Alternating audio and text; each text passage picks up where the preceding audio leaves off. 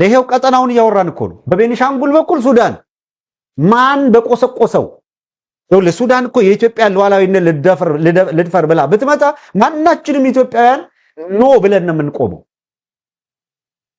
ነገር ግን አብይ አህመድ 4 ኪሎ ያለው ኦህዴድ ከኤመሬት ገንዘብ ተቀብሎ እኛን የሚገልበት የአማራን ህዝብ የሚፈጅበት ገንዘብ ተቀብሎ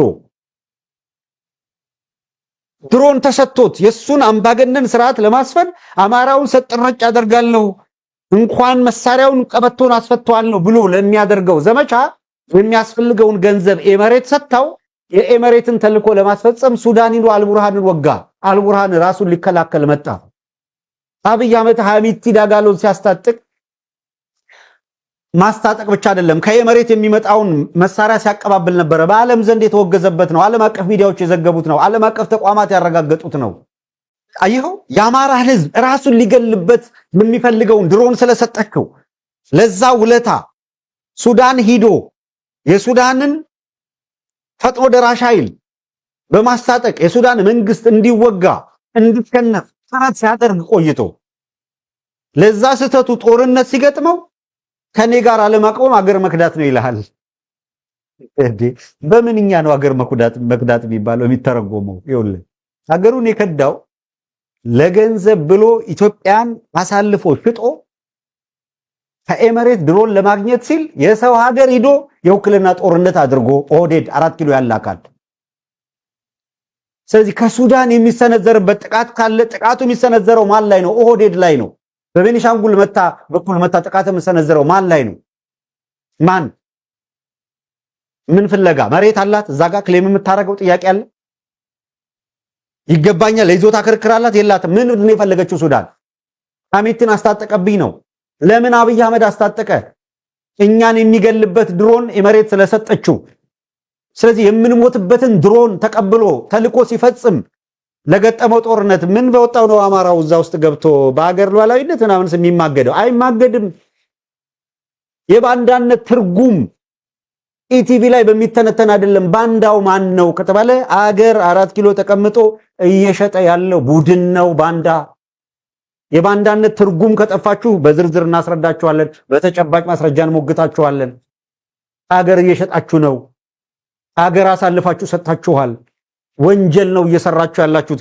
በሰባዊነት ላይ የሚፈጸም ወንጀል እየሰራችሁ ነው የጦር ወንጀል እየፈጸማችሁ ነው እንዴት ተደርጎ ከኦህዴድ ጋር ሰው ይሰለፋል ዘጋርዲያንና ቢቢሲ የቅርብ ጊዜ ሪፖርታቸው ብቻውን ከበቂ በላይ ተናግረዋል ስርዓቱ በአማራ ህዝብ ላይ ፈጸመ ብለው ያወጡት መረጃ ከነሱ ስለሰማነው አይደለም በተጨባጭ ህዝባችን ላይ ስለተፈጸመ ነው ስለዚህ መከራና ፍዳ እየተቀበለ ያለ ህዝባችን ይህንን ሁላይ ስቃይና መከራ ተቀብሎ ገና እየተቀበለ ባለበት በዚህ ወቅት አንድ ጊዜ ወደ ፍለጋ አንድ ጊዜ እንትና መጣብኛል ያንስ ፍለጋ ሚል ሩጫ የሚባል ጫውታ የለም ተገባህ ትወጣዋለህ ራስህ ወደኔ ሄድከው ወደኔ የገባበት ነው ያለምንም ይሉንታ ላለመጥፋት ትግል የምታደርጉ አካላት መናበብ ይጠይቃቸዋል እኔ ማንኛውም ያማራ ሁሌም እያሰመርኩበት የሚሄደው ደለብሬት ነው መድገም ስለፈለኩም ብዬም ነው ማነሳው ያማራን ህዝብ የሉና ትግል የምትመሩ አካላት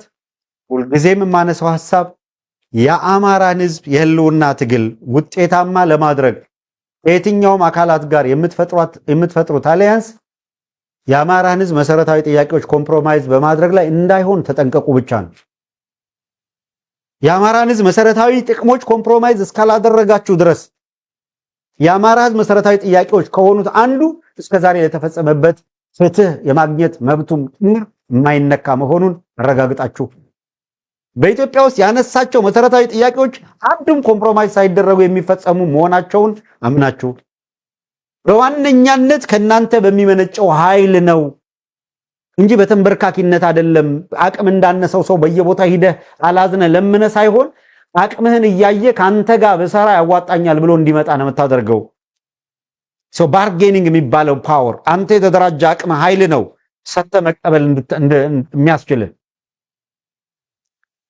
ሶ 10000 ወታደር ይዞ የተጠናከረ አካል ካለ 100 ይዘህ ልደራደረው ብትል ምንድነው የምትተዳደረው 100 ነው ያስከው ተገዳዳሪ አቅም ያለህ መሆንህን አረጋግጥ ነው የምትቀርብበት ቦታ ይሄ ነው እኮ ባርጌኒንግ፣ መደራደሪያ፣ መከራከሪያ አቅምህን ቢልድ አድርግ። ይሄን ለማድረግ 6-7 አደረጃጀት የሚለውን እርሱት። ቢቻል አንድ ሴንትራል አድርጉት፣ በማዕከል በንግግር በትብብር የምትመሩት ወሳኝ የሚባሉ የወታደራዊ እንቅስቃሴ ዕውቀት ያላቸው ግንዛቤ ያላቸው አካላት አሉ። ለምሳሌ እነዚህን አካላት አሰባስቦ እነሱ እንዲመክሩበት አንድ አቅጣጫ፣ አንድ ስትራቴጂ ነድፈው የአማራን ህዝብ የህልውና ትግል እንዴት ስኬታማ እናድርግ፣ ይህንን ህዝብ እንዴት ከልቂት እናድነው፣ እነሱ እንዲመክሩ ስትራቴጂ እንዲያወጡ፣ ፖለቲካ ዝንባሌ ያላቸው አካላት በፖለቲካው መስክ ላይ ሰብሰብ ብለው የሚዲያና ኮሚኒኬሽን ላይ ዝንባሌ ያላቸውን ለይታቸው በሚዲያና ምናምን የውጭና የኮሚኒኬሽን ጉዳዮች ላይ ጥሩ የሆኑ ደግሞ እንደዛው ዲፕሎማሲና ኮሚኒኬሽን ላይ እነማን ጥሩ ይሆናሉ። ይህንን በየፈርጁ ከለየ በኋላ የሁሉም ጉልበት ተደምሮ ነው አንድ ጠንካራ ነገር የሚፈጥረው። ጠንካራ ዲፕሎማሲ የሚሰራም አካል ያስፈልግሃል። ጠንካራ ፒአርም ያስፈልግሃል። ምርጥ ስትራቴጂስት ያስፈልግሃል። ሰልፍለስ የሆነ ሊደር ያስፈልግሃል። ጠንካራ የሆነ መሪ ያስፈልግሃል። ሊደር የሚባለው እነዚህ ሁሉ ተሰብስበው በጋራ መተው ነው። የሆነ ምናምን አምጥተ ስብሰባ እንዲጠራ እንዲሰበስብና አመራር ምንድነው አመራሩ እንዲሰበስብ ኦርጋናይዝ እንዲያደርግ ከፍላችሁ የሰጣችሁትን ስልጣን ኤክሰርሳይዝ እንዲያደርግ መሪ የምታደርጉት ሰው አይደለም ፈላጭ ቆራጭ መሆን ያለበት። ወሳኞቹ የጋራ ሊደርሺፑ ወሳኙ ዋናውን የስልጣን ክፍል ከያዘ መሪ አርገህ የምትመርጠው አካል ስራ አስፈጻሚውን የሚሰበስብ አመራሩን የሚሰበስብ አመራሩ ያሳለፋቸውን ውሳኔዎች ለማስተግበር ተግቶ የሚሰራ ይሆናል ማለት ነው። በዚህ መልኩ ፍሬም አድርጉት። ይሄንን አድርጉና ፈጽማችሁ ዓለምን የሚያስደንቅ ነገር ይዛችሁ ነው።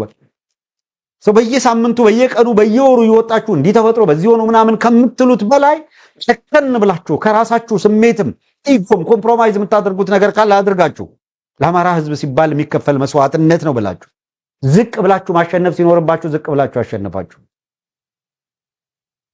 ከዚህ ያህል ጊዜ በኋላ ለተራዘመ ጊዜ በዲፕሎማቲክ ማህበረሰቡም ዘንድ አንድ መሆን ባለመቻላቸው ሚል አገዛዙ ሁሉ ጊዜ የፖለቲካ ሸቀጥ መነገጃው የተከፋፈሉ ናቸው እንደዚህ ናቸው ያለ ሚነዛው ነው። ሌላውም ትግሉን እንደ ጃርት እሾህ እየሆነ የወጋው ያለው የተከፋፈለ ነገር አለ በሚለው በቆረጣ እየገባ ነው። እንደዚህ ያለውን ነገር ማዳከም እንደዚህ ያለውን ነገር ማለፍ የሚያስችል ብቃት አምጡና አስደምሙን። ደግሞ ማድረግ ትችላላችሁ። ፈተና አለ ኦፍ ኮርስ በውስጣችሁ ስንት የተሰገሰጋለ። አንድ እንዳትሆኑ መርዝ ሲረጭ ነበረ። አንድ እንዳትሆኑ ሲጎትታችሁ የነበረ ለአንዱ ሌላ ሌላኛው ሌላ እያወራ ሜስ ሲፈጥር የነበረ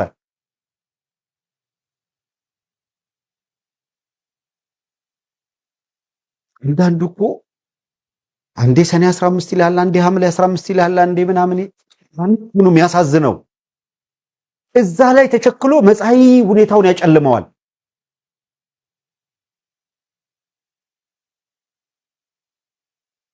አትሊስት ሌላውን ሁሉ ተወውና አብይ አህመድ ከለንደን ያንን አንድ ደህንነት አምጥቶ አማራ ክልል ባያሰማራውና እንደው ቅራኔ ተፈጥሮ በመካከላቸው ያልተገባ ውጥረት እንዲፈጠር ባያደርግ ኖሮ ትንሽ ልዩነት አላቸው ቅራኔ ያላቸው የሚባል ክፍተት አይኖርም ነበርኮ። ባይኖር ደግሞ አብይ አህመድ የሚገባበትና ሁለቱንም በዚህም ያለውን ገሎ አብሮ ግን አፈላላጊ ባልሆነ ነበረ።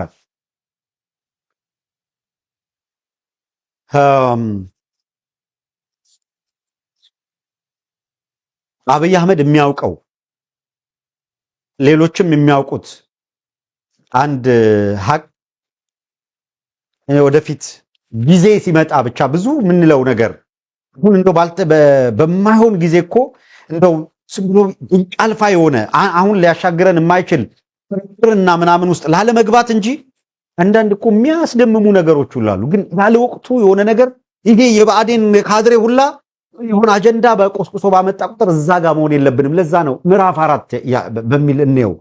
አራተኛ ምዕራፍ ነው። ተመልሰን ሶስተኛ ላይ ሁለተኛ ላይ በገጠመን ፈተና ላይ እዛው አንርገጥ። ይው የሚለውን ማስቆም አይቻልም። በየማህበራዊ ሚዲያ ላይ መጥቶ ጥላቻ የሚጽፍ ቅድም እንዳልናችሁ ጥላቻ የሚናገር እሱን ማስቆም አትችልም።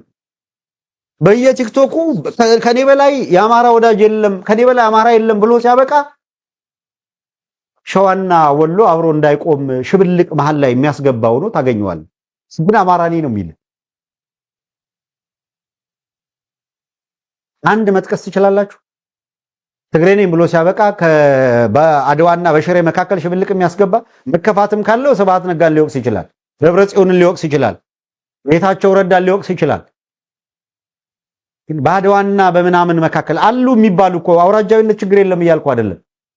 በየቲክቶኩ እየገባ ግን አንተ አድዋ አንተ ሽሬ እያለ ሲዋቀት ታይዋል። ኤሊት የሚባለው ረጃጅም አንጀት የሆነ ጽሑፍ እየጻፈ እንደዛ ሲያረጋ አይታል። አብይ አህመድ በተከታታይ በዚህ ደረጃ ባለፉት 7 ዓመታት ወለጋን እንደ ህዝብ እኮ ራሱ የኦሮሞን ማህበረሰብ እንዴት እየፈጀው እንደሆነ እኮ ይታያል። ይሄንን እያደረገ ያለው የሸዋ ጀልዱ ስብስብ መሆኑ ጠፍቷቸው ነው። ግን የወለጋ ኤሊቶች ወጥተው የሸዋው ይሄንን እያደረገ ነው ይሄ ጀልዱ ስብስብ ሲሉ አይደለም የምትሰማው። አብይ አህመድን ነው ያተኮሩትና አነጣጥረው የሚታገሉት። አየህ እዛ ስርዓቱ የሚቧደን ብአዴን ግን እዛ ይቧደንና እሱ የአማራ ብልጽግና የሚባል ድርጅት ይዞ በተላላኪዎቹ አማካኝነት ግን ያየ ጎንደሬነት፣ ጎጃሜነት፣ ሸዋነት፣ ወሎነት ምናምን ብሎ አምጥቶ አማራነትን አንገቱን መቁረጥ ይፈልጋል። ለዚህ እድል አትስጠው ነው ዓላማው። ይሄ ነበረ። ሰኔ 15 የሚባልን ነገር ሲያመጡ ዓላማው ይሄ ነበረ። በዛ ውስጥ እኮ የተሳሳተ የለም ጥፋተኛ የለም ምናምን የለም እኮ አይደለም። እንዴት ወደ ጠላት ወዳዘጋጀል ወጥመድ ገብተህ ባጣው የቆጨህ ከሆነ እንዴት ሌላ እንድታጣ ትፈልጋለህ? ለአማራ ህዝብ የእናት ባህር የሚኖርህ መቼ ነው?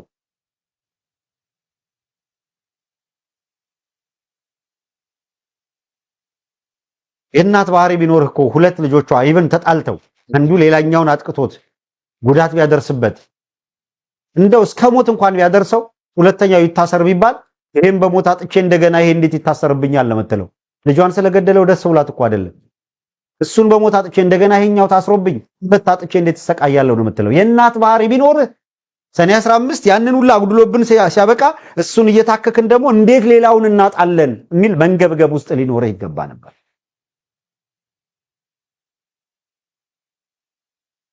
ትልቁን ምስል ማየት በጣም ጠቃሚ ይመስለኛል። በመጨረሻ ደጋግመን እንዳለው ኦህዴድ ያመጣት ያለችውን አዲስ ትርክት በጣም በጥንቃቄ ማየት በብርቱ መታገል የሚጠይቅ ጉዳይ ነውና ጥንቃቄ እናድርግበት። አባዱላ የአሰብን ጉዳይ ይዞ የመጣው ግልጽ አድርጎልናል። አሁን እንዳውም የኦህዴድ የአሰብ ጥያቄ ግልጽ ሆኗል። ከምንም በላይ ግልጽ ሆኗል። አሁን አባዱላ መጥቶ ሲገልጸው በትክክል ወሎ ሰሜን ኦሮሚያ ነው ከሚል ጩኸታቸውና ትርክታቸው ጋር የተገናኘ ትግል እንደሆነ ሁን ከመቼውም ጊዜ በላይ ግልጥልጥ ብሎ አደባባይ ወጥቷል።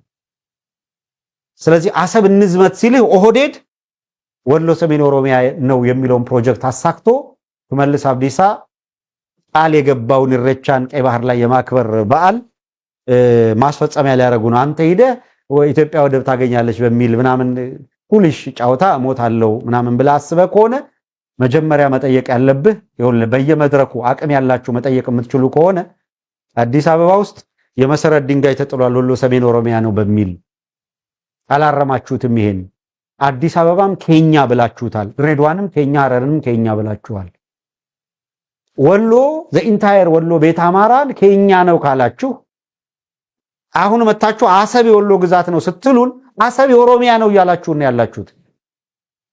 አማራ ላይ ቤት አማራን ወሎን እየነጠቃችሁ አሰብን ለአማራው ለኢትዮጵያ ያስመለስን ነው የሚል ጫወታ እንደዚህ እንኳን ይህንን መረዳት ማገናዘብ ያቃተው ህዝብ ነው ወይ ያለ ብላችሁ ነው ወይ የምታስቡት? እያንዳንዱ የአማራ ተወላጅ ምን እየሰራ ነው? ኮንስፓይረሲ ፖለቲካውን እዩት። ምን እያደረጉ ነው? ለዛሬ እቺን ኪ ፖይንት ልናመላልሳት ይገባል። በየቲክቶኩ እንደው የተሻለ ውይይት የሚደረግ ከሆነ እዚህ አንግል ተወያዩበት እስኪ።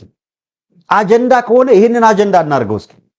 ወሎ ቤት አማራ መሆኑን ክደው ወሎ ሰሜን ኦሮሚያ ነው የሚል ካርታ በየጽፈት ቤታቸው አድርገው አቋም ይዘው እያንጸባረቁ ያለው እንደነ ኮሎኔል ገመቹ እኮ ይፋዊ በሆነ መንገድ እኮ አማራ ደብረ ብርሃን ብቻ ነው አገሩ እኮ ነው ያሉት።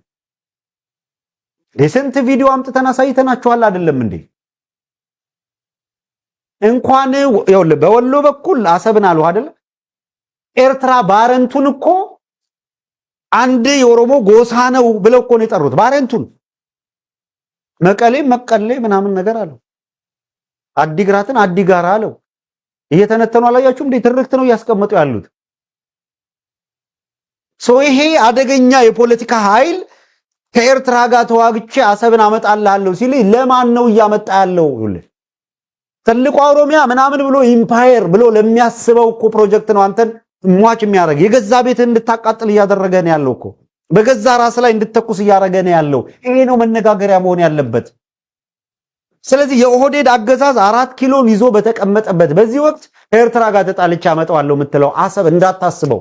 መጀመሪያ ወሎ ቤት አማራ መሆኑን አስረግጠ ወሎ ፓርቲ ምናምን ብሎ አንድ ነፃነት ጣሰው ማን ነው